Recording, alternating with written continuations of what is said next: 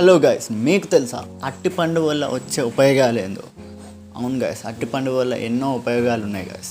మనకి diabetes control కావాలంటే రోజుకి 2 అరటిపండ్లు తింటే డయాబెటీస్ కంట్రోల్ అవుతుంది.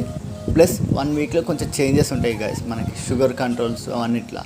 ఇంకా డయాబెటీస్ వల్ల మినరల్స్, ఇంకా విటమిన్ సి, విటమిన్ డి, ఇంకా పొటాషియం కూడా ఎన్నో ఉంటాయి గైస్.